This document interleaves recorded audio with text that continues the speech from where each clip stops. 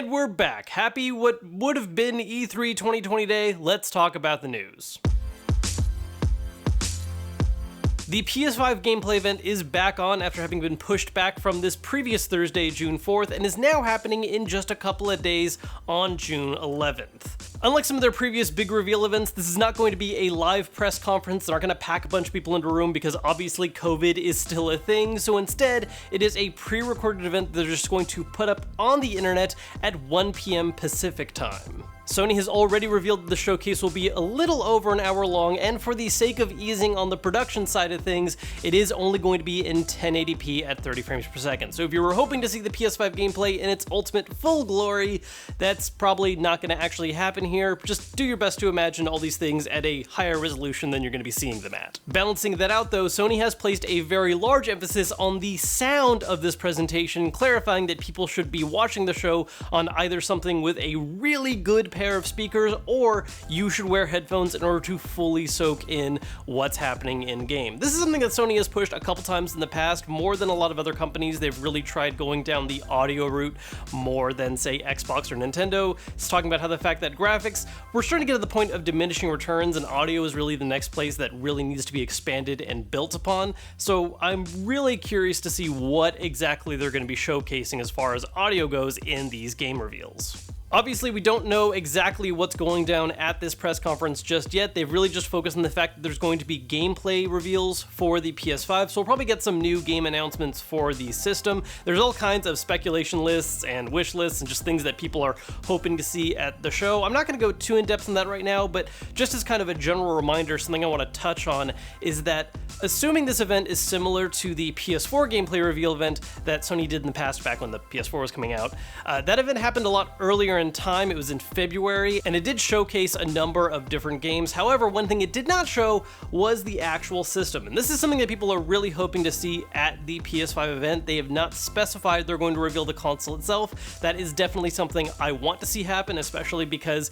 you know, taking place in June, we are a lot closer to the actual launch of the system. Again, today would have been the start of E3, which would make a pretty good time to actually reveal your console. So hopefully that is happening at the PS5 reveal event, but I don't want to say that it's a guaranteed thing. There's a pretty good chance we're just going to see a lot of gameplay and a lot of game reveals, which is still awesome, and then we're gonna have to wait just a little longer to see the system and probably other major specific things like price point. But who knows? Maybe they'll surprise us. Now, before I move on to some of the more traditional news stories we tend to cover, something I want to shout out really quick is this awesome game bundle you can grab right now. It's going to be available for about one more week after this video goes live, called the Bundle for Racial Justice and Equality. Obviously, there is a lot of hurt going on in the world right now after the murder of George Floyd. There have been the numerous protests and just a lot happening, and some people are struggling to find ways they can help support, and this is a great way to do that. This is a bundle hosted by itch.io that costs a minimum of $5. Obviously, you can donate as much as you like. More is always appreciated,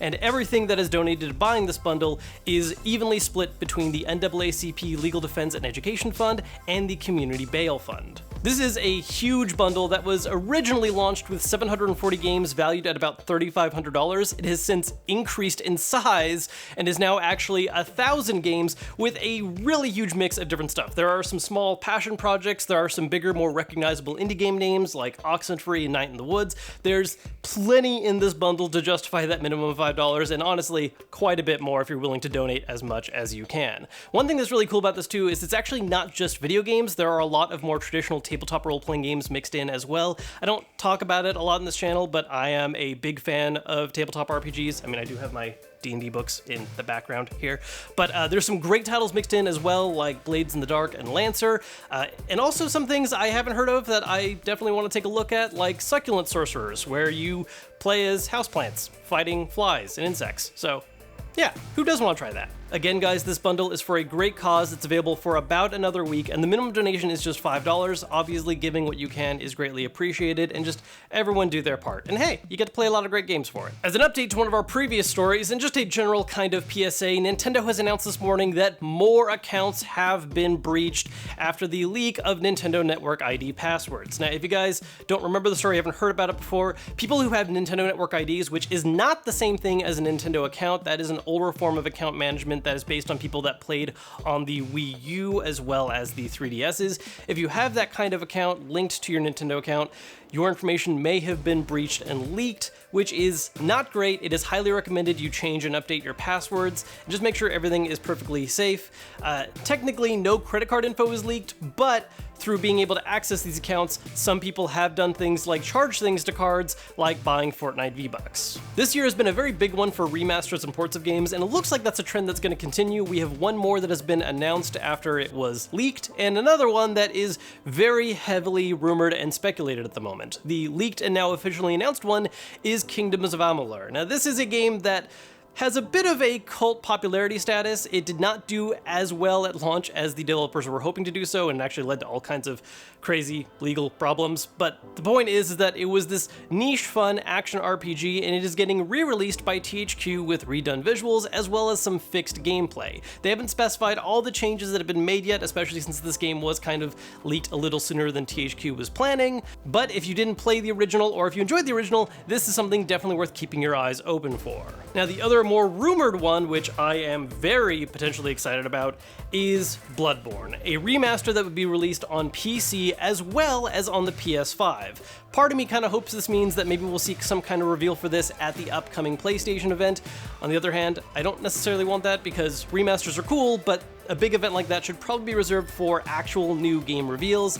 That being said, Bloodborne is probably my favorite PS4 title. It's definitely my favorite Souls-like game. The rumor in question posits that not only is it going to be coming to the PS5 and PC platforms, but it's going to have all kinds of major upgrades, including having 60 frames per second, which is a huge benefit in a game like that. Again, this is a rumor that has not been fully confirmed yet. Sony has made no comment on it. Maybe it'll be a part of this upcoming PlayStation event, but hopefully we'll see some kind of confirmation in the near future making this an official release, because it is definitely something I want. In PC gaming news, it looks as though EA is slowly beginning to abandon ship of their own platform, EA Origin, and bringing a lot more of that stuff to other platforms like Steam.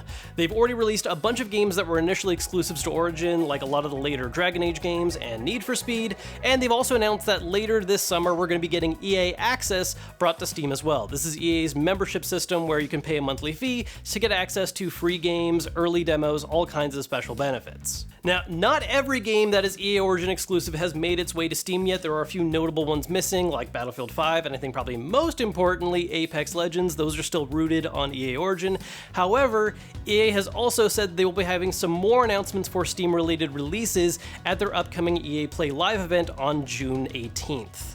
Some other quick news related to this that I think is really interesting to point out as well is that Need for Speed, one of the games that made its way to Steam, is also the first EA game to get updated to officially support cross-play between PC, both people playing on EA Origin and Steam, and PS4 and Xbox One. Now, this is a slightly more mixed bag when it comes to things like PC versus console players on games like Apex Legends or other FPS titles, but hopefully this is a sign that EA is going to be embracing cross-play on a lot more games, allowing for play between Xbox and PlayStation, and even Xbox, PlayStation versus PC for some other titles where it makes a little more sense. One quick bit of Xbox news is that there's a lot more fuel being added to the fire of rumors that they are indeed working on Project Lockhart, something that a lot of people are referring to as the Xbox Series S, a cheaper, more affordable version of the upcoming confirmed Series X. Recent Windows 10 code makes reference to a number of different Xbox project titles that reference Xbox systems like Project Anaconda and Project Durango, and one of them listed is, of course, well, Project Lockhart. This is something that has been rumored time and time again, and people kind of keep talking about and hoping we get some kind of official response from Microsoft. I think one of the most telling things about it is that Microsoft has consistently been pretty quiet in their response to these kind of rumors and minor leaks. They're not really doing a whole lot to necessarily say, no, we're not working on a cheaper version of the Series X. They just kind of let people talk about Lockhart every time it comes up and just let it kind of space out. Whether or not this is getting confirmation that we'll be seeing Lockhart very soon, I'm not sure. There's been some arguments that may be able to get a very late reveal and get released alongside Series X. I'm a little skeptical of it being something that soon. I think it's more likely that Series X will release this holiday as planned, and then this potential Series S is a cheaper, more affordable option made available sometime in 2021. Now, this particular episode of the news, we're doing a little bit of news catch-up, and I'm not going to go over everything that's happened in the last 2 weeks, but one thing I want to talk about really quickly is Sega's reveal of their newest classic system, the Mini Game Gears. Now, this is a slightly different situation from some of the other classic systems because currently this is only confirmed for Japan. They have not made any announcement that these will be coming to the States or anywhere else in the West just yet, and I'm not quite sure if that's an awful thing because while on the one hand classic systems are really cool, the way they're handling these Game Gear ones just seems a little weak. What's cool about this is that it is a very small, functional looking Game Gear. The problem is, these colors are also associated with what games you can actually play on it. Instead of having a singular library of 20 or 30 games like a lot of classic systems have and people are able to access, instead, each of these different color Game Gears has about 4 games to them, which is kind of weird. I mean, I think it does play a little bit into the collectory aspect if someone wants to get all 5 colors, or there's kind of a cool choose your favorite one aspect, but just compared to what's been going on with a lot of other classic systems, especially with what Nintendo has done in the past, and even Sega's own Mini Genesis, this just doesn't seem quite as amazingly cool or just, you know, compulsively buy-worthy as the others. That being said, I'm sure there's going to be plenty of people that buy these in Japan, and other people that are going to be importing. I'm probably going to give in and get one of them still.